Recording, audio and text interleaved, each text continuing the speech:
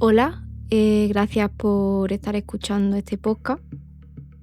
Hoy vamos a viajar al País Vasco del siglo XIX, a un arroyo estrecho, apenas medio metro de profundidad. Un lugar donde, en teoría, no pasa nada. Pero el 2 de abril de 1870 sí que pasó algo. A la mañana siguiente, un hombre que recogía plantas medicinales se acercó al agua y vio un cuerpo. Semisumergido, desnudo, pálido. Aunque nadie lo sabía todavía, ese cadáver iba a convertirse en el primero de una serie de asesinatos que marcarían para siempre la historia criminal española. Antes de centrarnos en qué era lo que hizo este hombre, vamos a conocer un poco su historia y vamos a situarnos en el 17 de octubre de 1821. España era un país rural, herido, inestable. Las guerras habían dejado pobreza estructural, la mortalidad infantil era lo más habitual, la educación no llegaba a los hijos de labradores y por ello tenemos que saber que Garallo nace en una familia de 9 hermanos.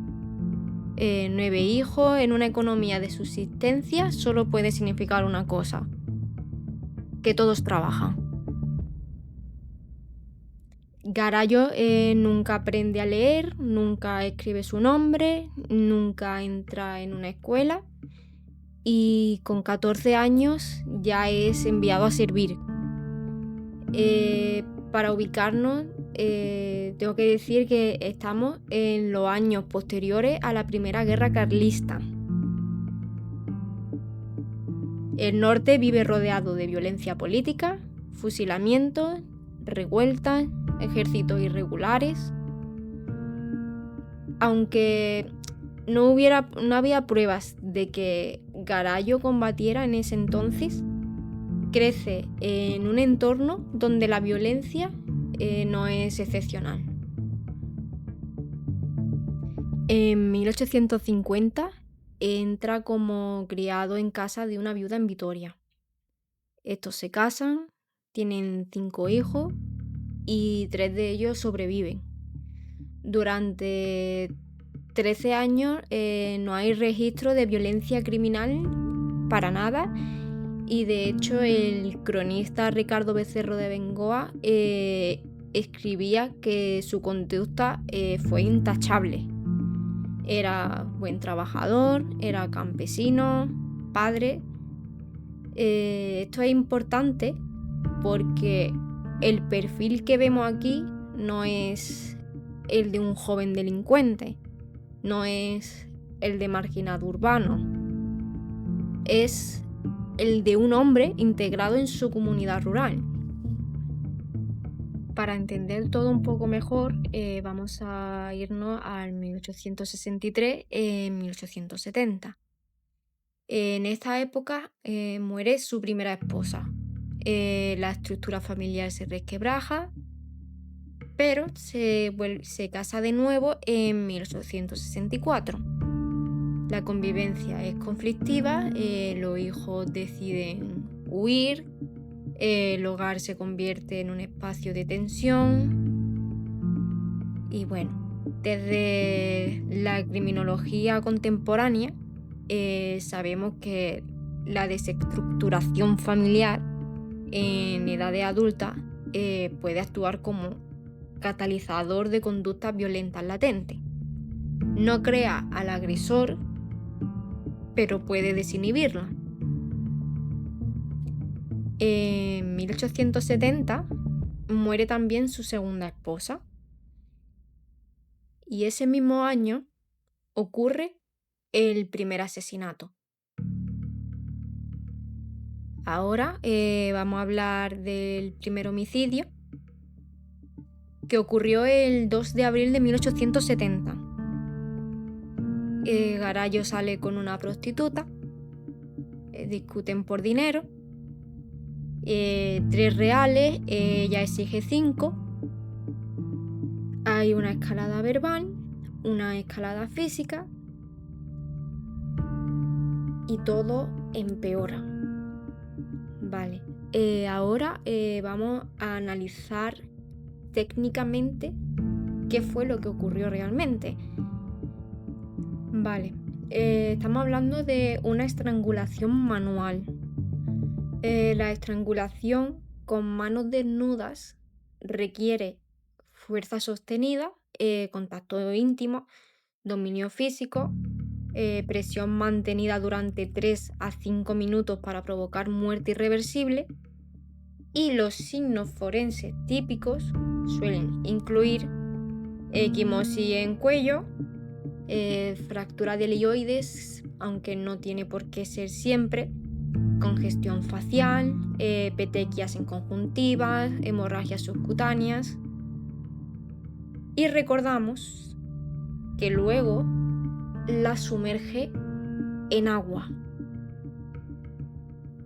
Debo aclarar que la profundidad era escasa, aproximadamente unos 40-50 centímetros. Esto indica que la muerte no dependía de ahogamiento pasivo. Es decir, fue una asfixia combinada con comprensión cervical, inmersión forzada, mantenimiento hasta ausencia de movimiento. No es impulsivo, es control. Después, la desnuda. En criminología, la desnudez post-mortem puede tener 3 significados: la humillación, la ritualización y el componente sexual. El hecho de que también él contemplase el cuerpo antes de huir sugiere una gratificación psicológica y que no siente pánico, lo cual es bastante importante.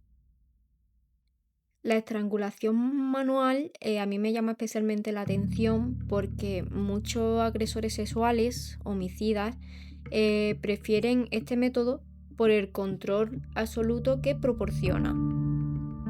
Y la desnudez post-mortem puede indicar humillación, reafirmación del dominio, componente sexual persistente tras la muerte.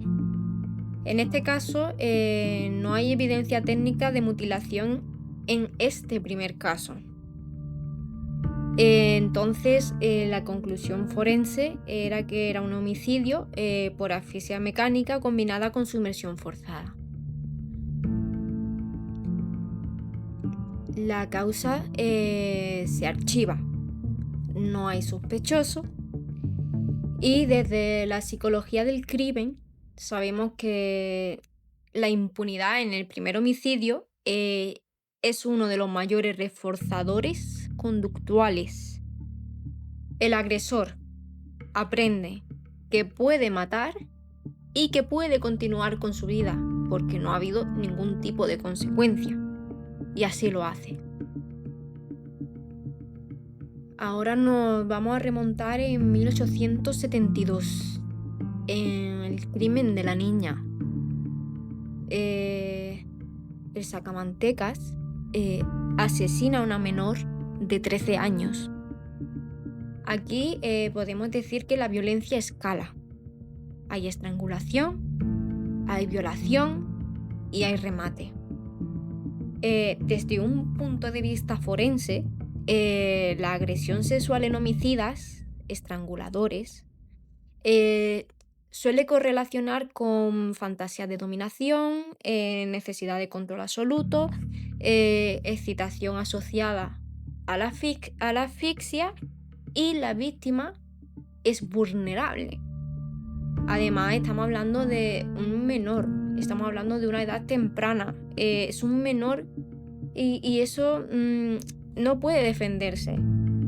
Además, esto indica una selección victimológica clara, o sea, no es algo aleatorio.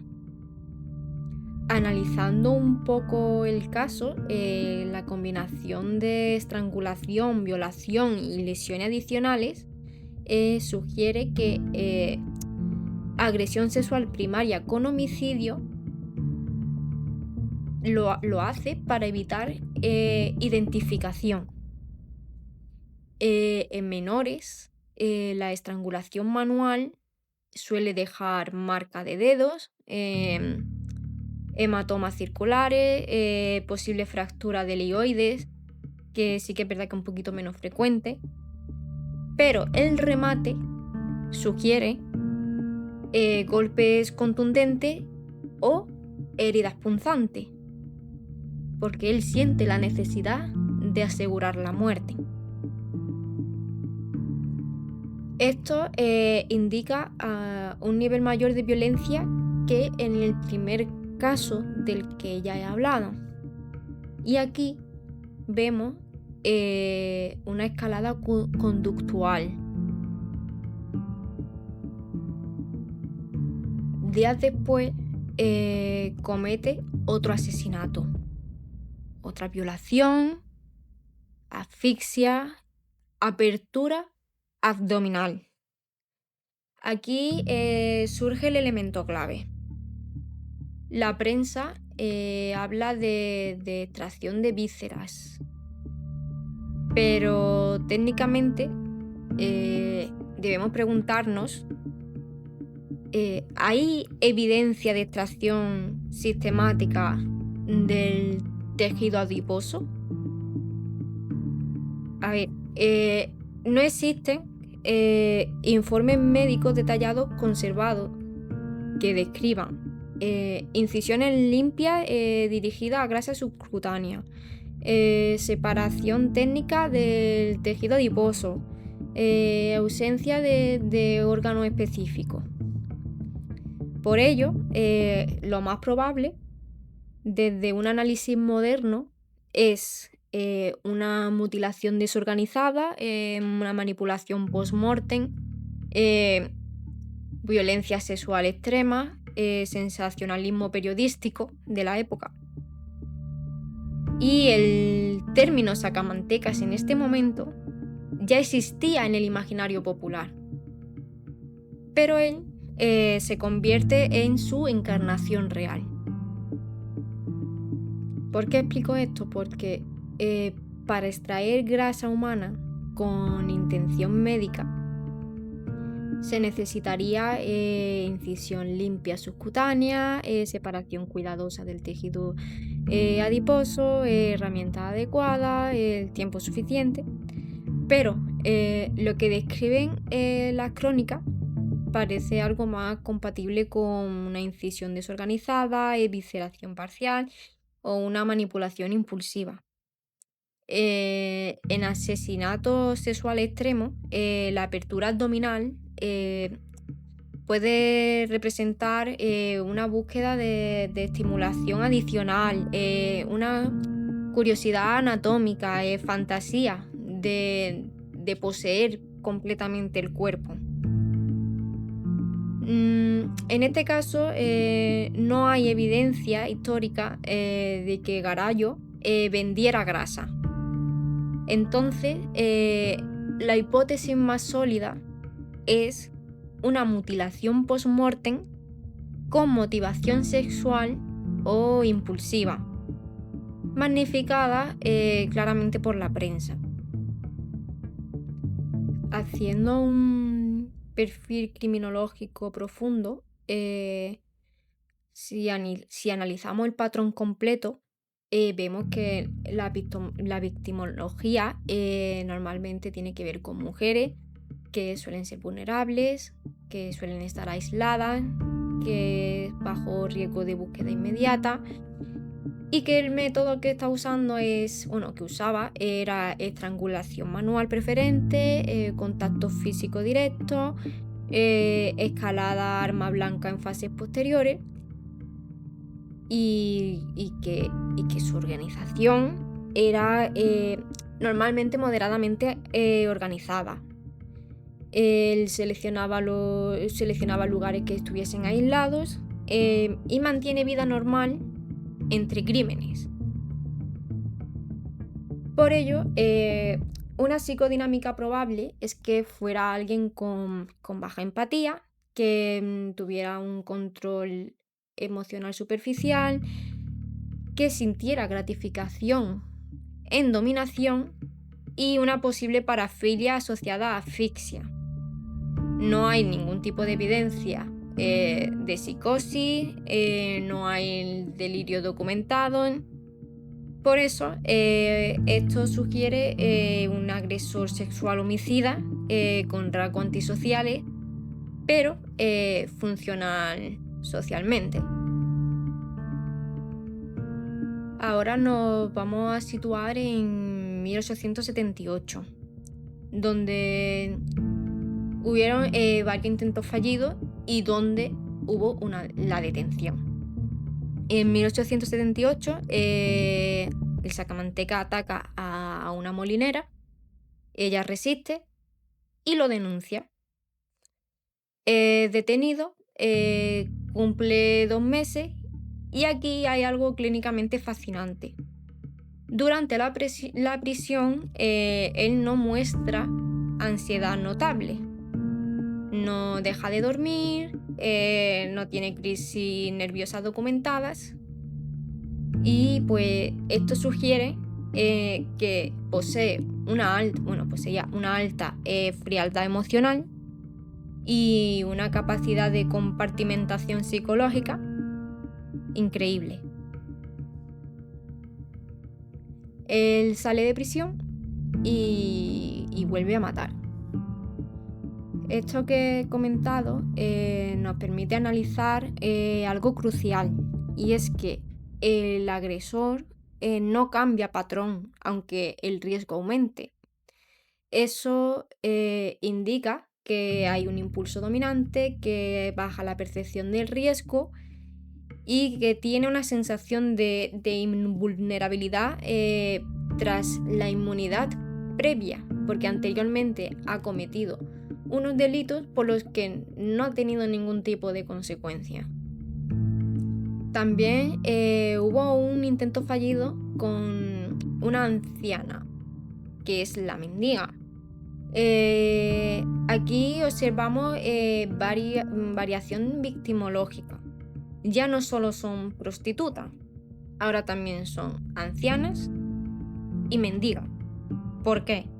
Las posibles razones es porque tenían una menor resistencia física, por una menor investigación posterior y porque era como la disponibilidad situacional.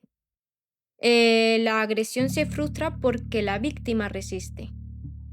Esto sugiere que Garallo dependía fuertemente de su superioridad física. No utilizaba su satisfacción, pero usaba la fuerza bruta.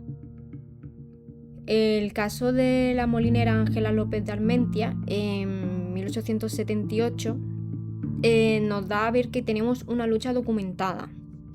Lo elemento interesante es que caen al suelo, él queda debajo y huye. Cuando el agresor huye ante una resistencia firme, indica que no busca confrontación prolongada, no disfruta del riesgo y su fantasía depende del dominio completo. Si el control falla, abandona. Eso encaja con el perfil de agresor sexual de control. En 1879 tenemos el caso de una mujer de 25 años. Este es uno de los casos mejor descritos. La secuencia técnica, se sabe que hubo una conversación previa, una ganancia de confianza, un lugar aislado, estrangulación con pañuelo, uso de navaja, heridas torácicas, intento de violación durante la agonía y heridas abdominales finales. El análisis forense nos enseña que la estrangulación con ligadura, es decir, pañuelo, produce surco cervical horizontal, una marca lineal y compresión sostenida. También el uso de arma blanca, una transición de método manual a instrumental. Es decir, vuelve a haber una escalada y un aumento de violencia expresiva. Es decir, todo, desde los casos anteriores hasta los casos que se dan actualmente descritos, ha aumentado. Intentar violar durante la agonía sugiere que hay una excitación ligada a estado liminal entre vida y muerte. Y un posible componente de necrofilia parcial. Interés en víctima moribunda. Las heridas abdominales pueden ser una expresión de furia o ritualización progresiva. El caso de la mujer de 52 años, ocurrido en 1879, tiene un patrón repetido. Violación, mutilación, testigo cercano. Aquí el ciclo de impunidad termina. La acumulación de sospechas lo expone. El perfil forense global, si analizamos todos los casos juntos, podemos ver que hay un método dominante, la estrangulación manual. Luego hay una escalada, pasa de ser manual a usar una ligadura a usar arma blanca. La victimología son siempre mujeres, vulnerables, aisladas, bajo capital social. La motivación principal más probable es que la agresión sexual con componente es por dominación extrema. La motivación secundaria es una gratificación psicológica derivada del control. Psicopatía, pues no hay pruebas claras de un encanto superficial documentado, de manipulación compleja, vida criminal diversa, pero sí hay rasgos. O sea, tenemos la baja empatía, la frialdad emocional, la repetición compulsiva. ¿Podríamos hablar de extracción real de grasa? Pues realmente no existe documentación forense sólida que confirme ni el comercio, ni la conservación, ni el uso médico directo por parte de Garallo. Al final, en el siglo XIX, sí existían creencias populares sobre grasa humana como remedio. Pero en este caso, lo más probable es que sea un mito amplificado por la prensa, que la mutilación alimentó el término y que el término alimentó la leyenda. La conclusión forense final es que Garallo no fue un asesino satisficado. Fue persistente, fue físicamente dominante, fue sexualizado en su violencia, favorecido por impunidad inicial, y su peligrosidad residía en su normalidad social. No era un depredador urbano nocturno, era básicamente un campesino que atacaba cuando encontraba oportunidad. Y eso lo hacía invisible. En 1880, Garallo es arrestado. Durante el proceso aprende a leer y a escribir. Este detalle es devastador simbólicamente. Es un hombre que jamás fue educado, que aprende letras mientras espera el garrote. El 11 de mayo de 1881 muere por garrote vil. El método produce compresión cervical, elusación vertebral, asfixia rápida si está bien ejecutado, y es una muerte mecánica. Es una muerte fría, es una muerte pública, y el Estado cierra el caso. Pero el mito ya está instalado. Termino este podcast explicando que Garallo no era un espectro, no era una criatura sobrenatural, era básicamente un campesino, un padre, un vecino, y eso es lo que realmente incomoda. ¿Por qué? Pues porque significa que el mal no siempre tiene rostro extraordinario. A veces trabaja la tierra, a veces saluda en los bares, en la plaza, a veces vive décadas sin que nadie sospeche. Y el folclore lo convirtió en sacamantecas. Pero el verdadero terror no es el mito, es la normalidad previa. Quizá la pregunta más inquietante no sea cómo mataba, sino cómo pudo vivir tantos años sin que nadie lo viera venir. Y aquí acabo mi podcast. Muchas gracias si has llegado hasta aquí y nos vemos la próxima.